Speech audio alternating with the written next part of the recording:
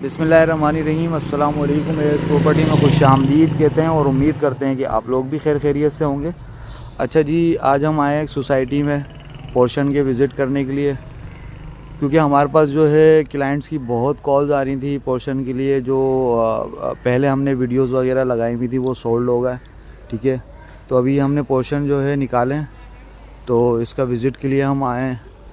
Video को पूरा देखिएगा, माशाल्लाह से बहुत खूबसूरत पोर्शन है।